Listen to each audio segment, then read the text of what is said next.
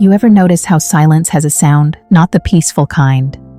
Not the quiet morning coffee silence, or the comfortable, I don't need to fill this space silence. I'm talking about the heavy kind. The kind that presses against your chest when you walk into a room and something's just off. That's the silence I lived in for months, and I didn't even realize it was there until it was suffocating me. She thought I didn't know. That's what killed me the most.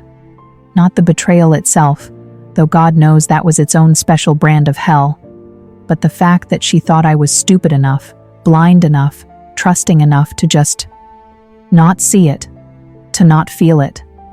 Like I was some background character in my own life, too absorbed in work or too comfortable in routine to notice that the woman I loved, the woman I'd built a future with, was slowly dismantling everything we had.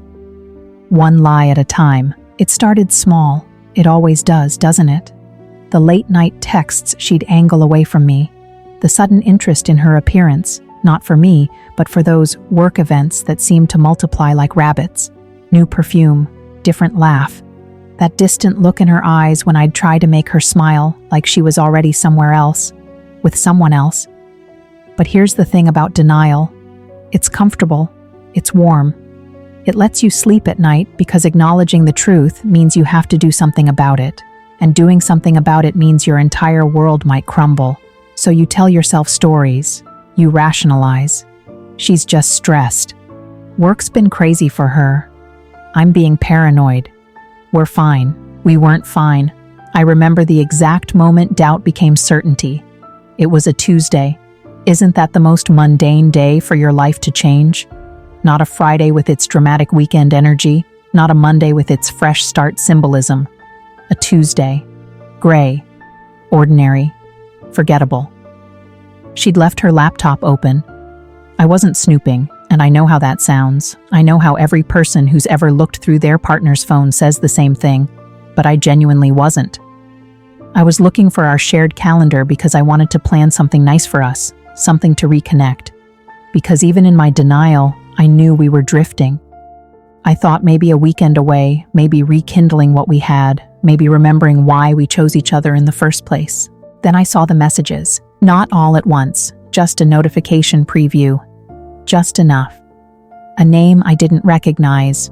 Words that didn't belong to friendship. An intimacy that should have been mine and mine alone. And in that split second, everything I'd been pushing down, every suspicion I'd talked myself out of, every red flag I'd painted green, it all rushed up at once like a tidal wave. My hand shook. Actually physically shook. I sat down on our couch, the one we'd picked out together, arguing playfully about leather versus fabric, and I couldn't breathe right. You know that feeling when you're about to cry, but you're in public so you have to hold it in? That pressure behind your eyes, that tightness in your throat. That's where I lived for the next 3 hours while she was at work. In that space between knowing and not being able to unknow. I could have stopped there. I could have closed the laptop and confronted her right then. But I didn't. Because part of me still hoped I was wrong. Part of me needed to be absolutely sure before I detonated our entire relationship. So I looked deeper. And what I found wasn't just evidence of an affair, it was evidence of a double life. Months, not weeks, months of carefully constructed lies, entire conversations about me, about us, dissected and mocked with someone else. Inside jokes that should have been ours, repackaged for him. Plans for a future that didn't include me, discussed with the casualness of someone ordering coffee. She'd even complained about my proposal.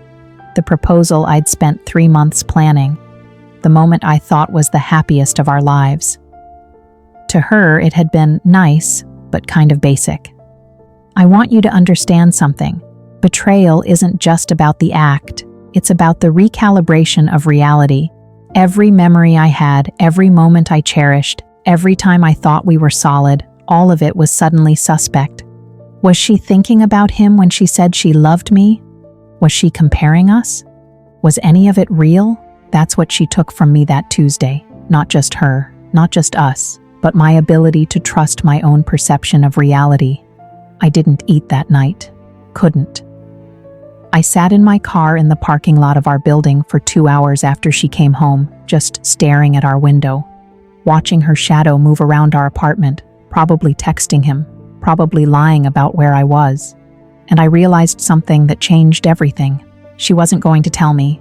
She wasn't planning some tearful confession or some moment of clarity where she'd choose me. She was comfortable living in this split reality. She'd found a way to have both, the stability and future I represented, and whatever excitement and novelty he provided. And she thought I'd never figure it out. She thought I was safe, predictable, the kind of person who'd stay in the dark forever. That's when something hardened in me. Not anger, not yet. That came later. This was colder, clearer. It was the death of who I'd been and the birth of who I needed to become. Someone who wouldn't accept this. Someone who wouldn't beg for scraps of genuine affection from someone who'd already checked out. Someone who knew their worth. I went upstairs, kissed her hello, asked about her day, and listened to her lie to my face with a smile. Because I'd made a decision in that parking lot. I wasn't going to react. I wasn't going to blow up or break down or give her the satisfaction of knowing she'd destroyed me. I was going to be strategic. I was going to protect myself legally, financially, emotionally. I was going to gather what I needed, and then I was going to end everything on my terms. She thought I didn't know. That was her first mistake. Her second was thinking that even if I did find out, I'd be too weak to walk away.